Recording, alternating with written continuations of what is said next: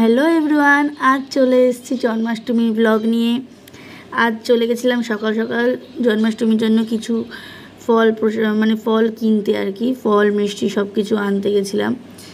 আর ফল আনতে গিয়ে দেখছি ফলের দাম পুরো আকাশ ছোঁয়া, সে বাদ দাও। তারপরে মিষ্টি কিনতে গিয়ে ওখানে আমার বোন বসে বসে ঢং করছিলো, এত ভিড়ের মধ্যে দাঁড়িয়েছিলাম তার মধ্যে ঢং করছিলো। তারপরে বাড়ি এসে আমি তাল ছেঁচতে বসেছিলাম। দেখো এখন এখানে তাল ছাড়ানোর পর্ব চলছে। তারপরে 5 মিনিট হয়ে গেছে, এখন তালটা ছাড়ানো হয়নি। তারপরে তাল ছেঁচার ছাঁচা বলছি, সরি কি বলে ওটাকে? ছেঁচাই বলে। ছেঁচার পর্ব চলবে, তোমরা সেটাকে দেখতে থাকো।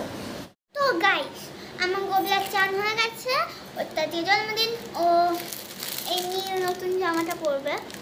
তো তোমরা ওকে দেখতে থাকো বলতে ও রেডি হচ্ছে, সেটা তোমরা দেখো। ওকে দেখতে কত সুন্দর লাগবে। জামাটা পরানো হয়ে গেছে, দেখো কত সুন্দর লাগছে।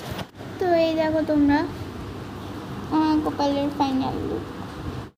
আর আমার অনেকটা দেরি হয়ে গেছিলো, আর আমি ওদিকে রান্নাবান্না করছিলাম। রিপন আমাকে প্রচুর হেল্প করেছে রান্নাবান্নায়, আর তার জন্যই বোনকে আমি বলেছিলাম তুই দুপুরবেলা পুজোটা আগে তাড়াতাড়ি করে দিয়ে দে, না হলে খুব দেরি হয়ে যাবে। আর দেখো পুজো দিয়ে ও খেতে বসে পড়েছে। ওইখানে খাওয়া প্রায় শেষ হয়ে গেছে, উপোস না করতে পেরে আর খেয়ে ফেলেছে। আর এখানে আমি আর তাল ছাড়তে না পেরে আমার হাত ফাত ব্যথা হয়ে যাওয়ার পর আমি ওকে দিয়ে দিয়েছি, এবার ও বসে বসে তাল ছাড়ছে। আর আমি ওদিকে পায়েস, এই দেখো আমি এখানে পায়েস রান্না করছি।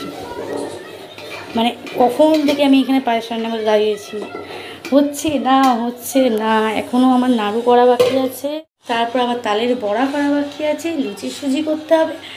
আমি আর পারছি না, জীবনে প্রথমবার করছি, তাই জন্য।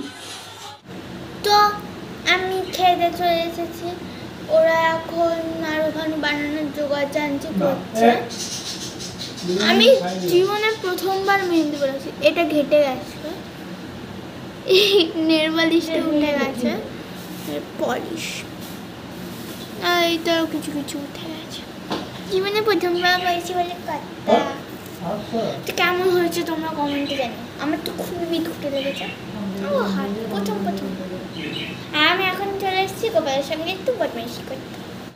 খেলা করবো একটু, আজকে বাড়তে বলে না, এই দেখো বাবা বেটা তোর সঙ্গে খেলা করেন না, তোর সঙ্গে আবার কত বলছি। এখানে নাড়ু তৈরি হচ্ছে, ইনি আর ইনি। আর আপনি তো গান শুনছেন বসে বসে, কোনো কাজ নেই আপনার। এই যে গুড়ের নাড়ু, গুড়ের নাড়ু। দুপুরবেলার মধ্যে নাড়ুটা কমপ্লিট হয়ে গেছিলো, কিন্তু তখনও অবধি 5 রকম ভাজা করব, লুচি করব, সেটার কিছু জোগাড়জান্তি হয়নি। আর বোন গেছিলো রিপনের সাথে ওই মিষ্টি কিনতে, কারণ মিষ্টি একটু কম পড়ে যাচ্ছিলো। দেখলাম দুপুরবেলা প্রসাদ দেওয়া হয়েছিল, ঠাকুরকে নিবেদন করা হয়েছিল মিষ্টি, তার জন্য আবার মিষ্টি কিনতে গেছিলো। তা আমি এখন দেখো কুমড়ো কাটতে কাটতে বকবক করে মাথা খারাপ করে দিচ্ছিলাম, কারণ আমি কুমড়ো কাটতেই পারি না। সে বাদ দাও, দেখতে থাকো তোমরা কি কি ঘটে, আমার বোন কী করে। বোন সর্বক্ষণ আমার পেছনে দাঁড়িয়ে বক বক করে যাচ্ছিলো, ওর কোনো কাজ নেই, ও সর্বক্ষণ শুধু বকে যাচ্ছিলো। আর রিপন এদিকে তালের বড়াগুলো সমস্ত ভেজে দিচ্ছিল। ও আমাকে এতটাই পরিমাণে হেল্প করেছে যে আমি মুখে বলার মতন না।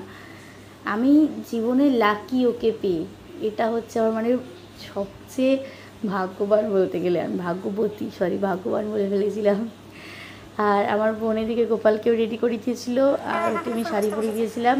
ও বসে বসে পুজোর ওখানটা সব কিছু গোছাচ্ছিল। আমি এদিকে অনেক কিছুই গুছিয়ে রেখেছিলাম, শুধু লুচিটা ভাজা আমার বাকি ছিল। আর রিপনকে ওদিকে আনতে পাঠিয়েছিলাম দই, তা ও দইটা আনতে ততক্ষণে আমার এদিকে সব কিছু গোছানো হয়ে গেছিলো অলরেডি, কারণ রাত্রি 8:30 বেজে গেছিলো। তা আর ওয়েট করতে পারছিলাম না, সত্যি কথা, এতটা কষ্ট ছিল না সেই সকাল থেকে উঠে একভাবে কাজ করা। আর সবাইকেও ভোগ প্রসাদ সব দিতে হবে, অত রাত হয়ে গেলে তোমরাই বলো পাড়ার লোককে কী করে প্রসাদ দেবো। তারপর আমার পুজো টুজো প্রায় শেষের পথে, তখন আমি রিপনকে ফোনটা ধরতে দিয়েছিলাম। আর তোমরা জানিও আমার প্রথম বছর জন্মাষ্টমী, তোমাদের ভিডিওটা কীরকম লাগলো সেটা তোমরা অবশ্যই জানিও। 3 জন মিলে এখানে বিশ্বযুদ্ধ করছে।